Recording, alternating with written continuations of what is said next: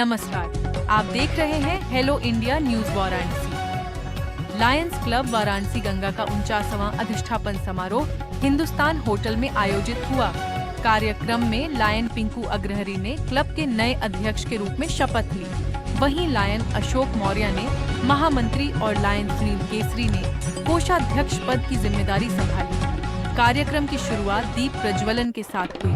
निवृत्तमान अध्यक्ष ने अपने कार्यकाल की जानकारी देते हुए बताया कि एक साल में 125 से अधिक सेवा कार्य किए गए, जिनमें जरूरतमंदों को भोजन और फल वितरण, चिकित्सा शिविर, वृक्षारोपण और सावन में श्रद्धालुओं की सेवा प्रमुख रही।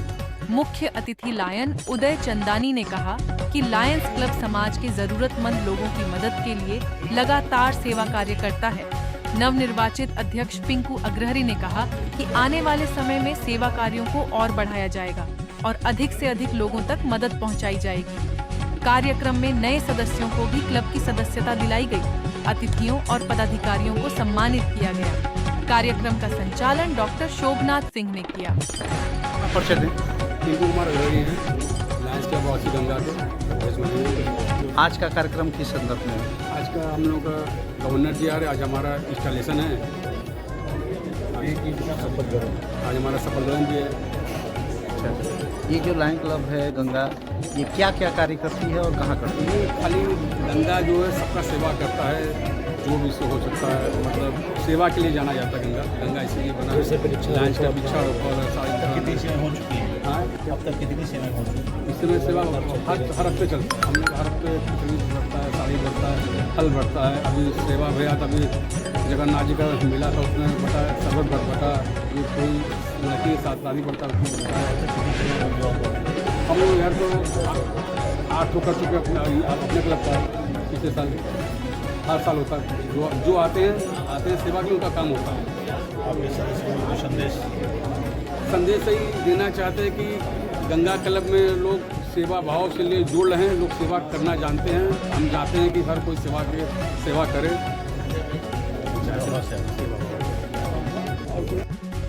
मैं lion Prakash ji Agarwal, Lions club international का एक पूर्व मंडलाध्यक्ष हूँ।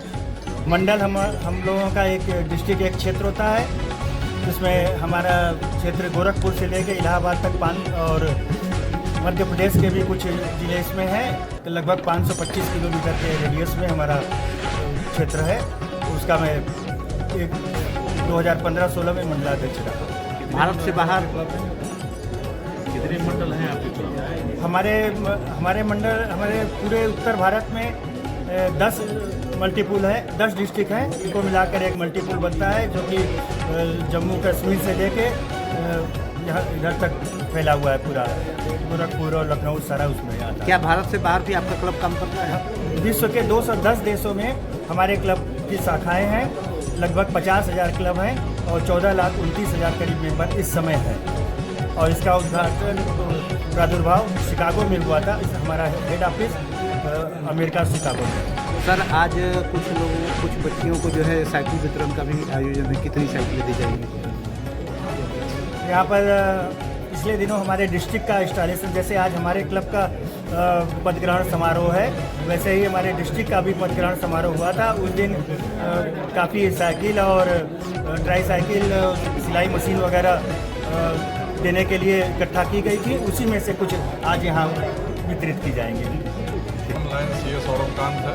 मैं लायंस अंतर्राष्ट्रीय का ट्रेनर हूँ और जो हमारे गवर्नर्स यानी मंडलाध्यक्ष निर्वाचित होते हैं, उनकी ट्रेनिंग जो होती है वर्ष पर्यंत और हमारे अंतर्राष्ट्रीय अधिवेशन में होती है, उसके लिए मुझे नियुक्त किया गया है।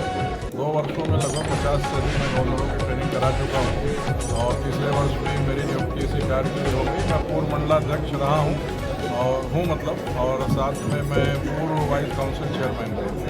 सर, ये क्लब जो है कितने वर्षों से कार्य कर रहा है? ये क्लब 1917 से, जैसा लायन प्रकाश जी ने बताया, शिकागो में जन्म इसका हुआ था, तब से निरंतर कार्यरत है 200 से अधिक देशों में। आगे की कौन सी बड़ी योजनाएं शामिल हैं आपके क्लब? आगे हम लोग प्रयासरत हैं कि हमारे खास तौर से बनारस शहर में, वाराणसी में हम लोग कुछ स्थायी परियोजनाएं लगाएं और उस दिशा में हमारे ओल्ड एज होम और दिव्यांग बच्चों के लिए सुविधाएं, इस प्रकार की कई चीज़ें प्रस्तावित हैं और नेत्र के क्षेत्र में भी हम लोग काफ़ी कार्य करते हैं। हंगर की बड़ी बड़ी परियोजनाएं हैं, तो हमारे पास ज़मीन वगैरह भी है, उस पर हम लोग अतिशीघ्र कुछ बड़ा निर्माण करके कुछ बड़े परमानेंट प्रोजेक्ट्स करने के लिए प्रयास करते हैं। समस्त समाज सेविकों के लिए क्या संदेश रहेगा? समस्त समाज सेवियों के लिए यही संदेश है कि सभी समाज सेवियों का उद्देश्य एक ही है, सबका मानव मात्र की सेवा है। और सरकार बहुत अच्छे से कार्य कर रही है, किंतु हम लोग सरकार के साथ मिलकर, क्योंकि सरकार हर स्थान पे सबके लिए नहीं पहुंच सकती, हम लोग को भी समाज के जिम्मेदार नागरिक होने के नाते और अगर हम सक्षम हैं तो निश्चित रूप से सब सरकार के साथ मिलकर और स्वतः भी समाज के वंचितों के लिए बहुत कुछ करने का प्रयत्न करना चाहिए। सभी संगठन सामने आएंगे तो हम लोग समाज में एक बड़ा बदलाव ला पाएंगे।